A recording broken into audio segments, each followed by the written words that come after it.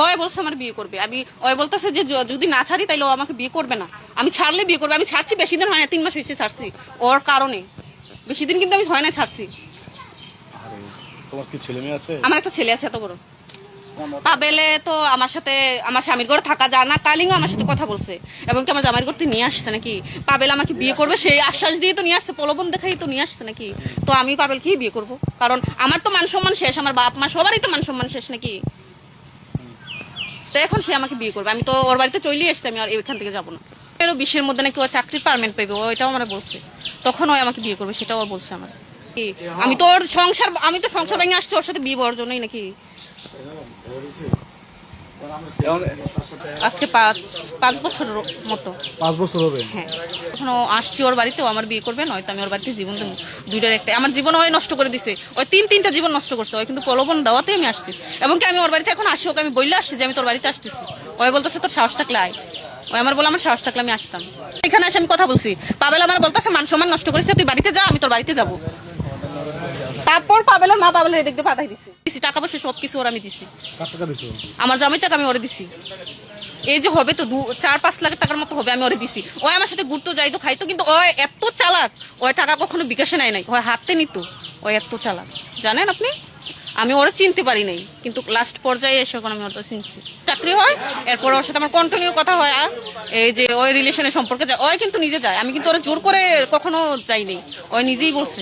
স্বামী স্ত্রী যেভাবে সম্পর্ক সবকিছুই হয়েছে ওর সাথে।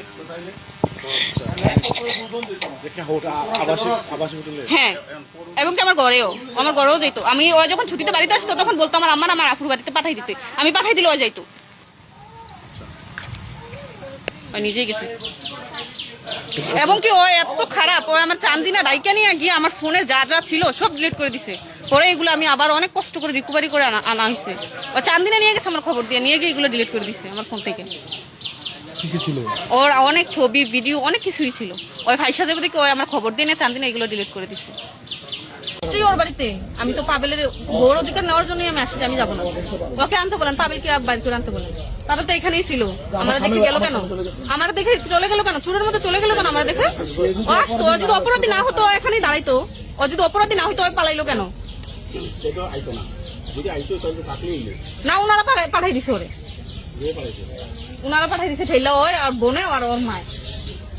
এমন তো কখনো হয় নাই, যেরকম পরিকল্পনা করে যেতেছস এতটুকু দাঁড়িয়ে যা। জি না, পরিকল্পনা থাকলে তুই আমাকে ফোন, আমি পরিকল্পনা, তুই আমার কথা শোন, পরিকল্পনা তোর ঠিক, এগুলো যদি আমি সামলাইতে পারি, ওই আমার হুমকি দেয় পারবো, আর না পারলে দরকার তোকে কেন মনে হয় পরে উঠে রেখে দেবো, সমস্যা দরকার উঠতে দিবে না।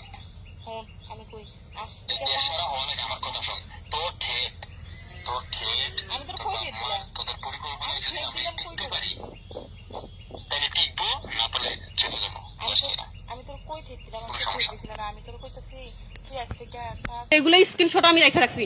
ও যদি আমার স্বামীর কাছে এখন জিজ্ঞাসা করে আমি কেমন, আপনার বউটা যদি চলে যায় আপনি বলবেন নি যে আপনার বউটা ভালো ছিল?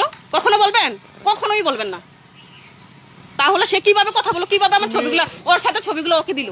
কিন্তু 15 দিন আগে বিচার আসছে, ওই কিন্তু ওরা বলছে, বাবার বলছে যে ওর বাপ মা নিয়ে যাইবো, যাতে এই বিষয়টা নিয়ে হাজার না করা হয়। তো পরে আমার বাবাও বলছে ঠিক আছে তাইলে তুমি তোমার বাপ মা নিয়ে আসো।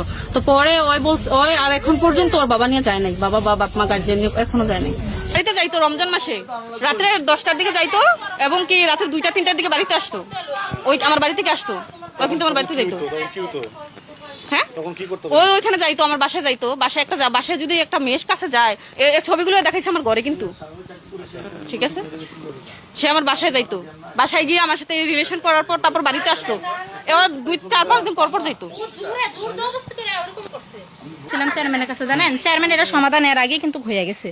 হ্যাঁ সম্পর্ক হ্যাঁ আমার বাইরে ফাঁসাইছে, ফ্রেন্ড হিসাবে কথা বলছিল প্রথম, এরপরে ওনার সাথে উনি জোরজবস্তি কইরা, মানে উনি অনেক রকম করে ব্ল্যাকমেল করছে। দেখেন ওনার অনেক প্রমাণ আছে ব্ল্যাকমেলের আমার কাছে। কি না না আমি ছেলের বোন, হ্যাঁ ওনার অনেক প্রমাণ আছে। এই ছেলের সাথেও এই মেয়ে দুয়ারিয়া, এই মেয়ের যখন প্রথম বিয়ে ওই মেয়ের সম্পর্ক করে হয় দৈরাবান্ধা, হেরা বিয়ে করেছে, হ্যার স্বামীরও রেকর্ডিং সব প্রমাণ আছে। হ্যার স্বামীও বলছে যে মেয়ে খারাপ চরিত্রহীন। এর স্বামী এই বেদব মেয়ে, তোমার স্বামী আমার বাইরে বিস্তার করছে, তুমি এটা বলো না কেন? এই মেয়ে তুমি কথা কম বলো, আমি তো বলতেছি জি না। এই মেয়ে শুধু এক জায়গায় না, চেয়ারম্যানের কাছে হ্যাঁ প্রমাণ আছে, দুয়ারা ছেলের সাথে ওনাকে ওনার মানে মেয়ে বাজে মেয়ে, এই মেয়ে ছেলে আছে একটা অনেক বড়, ইতন আমরা জানতাম না শুনতাম না, মেয়েরা নাকি বলে আর কয়েক জায়গায় ধরছে, এরকম কর্মের ব্যবসায়ী নাকি এটা।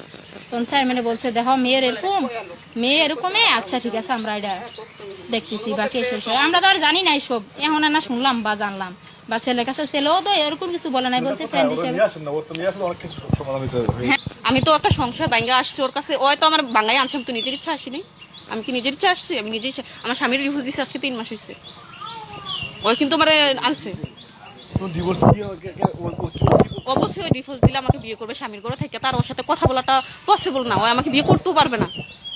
ওই আমার সব সময় এখন ফোন দেয়, কথা হয় ওর সাথে আমার রেগুলার এখনো কথা হয়। এই যে আমি একটু আগে আসছি, আমি ওরা বলে আসছি আমি তোর বাড়িতে আসতেছি, ওই বলতেছে আস, তোর সাহস থাকলে তুই আয়। ওই আমার ঠেট দেয়, ওই দেবতা থেকে ঠেট দেয়, আমার উঠছি আমি তোর বাড়িতে আসতেছি।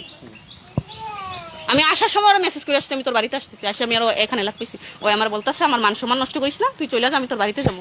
মান সম্মান যদি নষ্টই না করতে চাই তাহলে তুই আগেই যেতি। ওর সাথে প্রত্যেকদিন রাত্রে আমার কথা হয়, প্রত্যেকদিন রাত্রে ও আমার সাথে এখনো রেগুলার কথা বলে।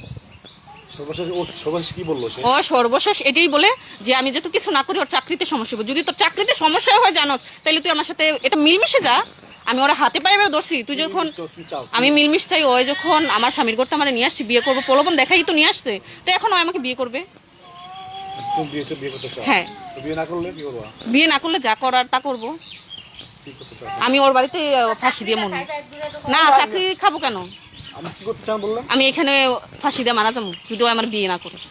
কারণ আমি তো আমার বাড়ির বাবা মা ছাইরা দিয়ে কিন্তু আমি চলে আসছি, আমার বাবা মারও কিন্তু মান সম্মান নাই।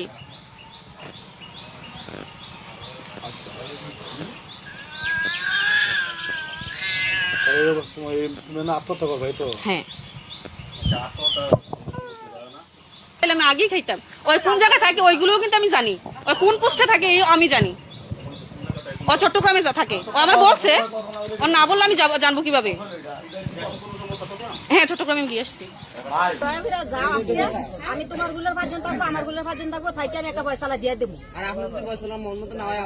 এরপরে তোমারটা তুমি যদি 5 জনের ভিতরে তোমার বুঝ না হয় তুমি এটা অন্য কিছু করো, এখন তুমি বিদেশে যাও তার পুরুষ একটা মেয়ের দেখলে পাগল হয়ে যায়, আর একটা মেয়ে একটা পুরুষে দেখলে পাগল না, তার ব্যাকগ্রাউন্ড 14 গোষ্ঠী বিচারে, তারে গেলে তার লোকে কেমনে কি হইব, এই হইব হইব সব বিচার। আর আমরা পোলাপানেরা চেহারাটা দেখলে পাগল হয়ে যায়। ওই রিলেশনের সম্পর্কে যায়, ওই কিন্তু নিজে যায়, আমি কিন্তু ওরা জোর করে কখনো যাইনি, ওই নিজেই বলছে। স্বামী স্ত্রী যেভাবে সম্পর্ক সবকিছুই হয়েছে ওর সাথে। হ্যাঁ, এবং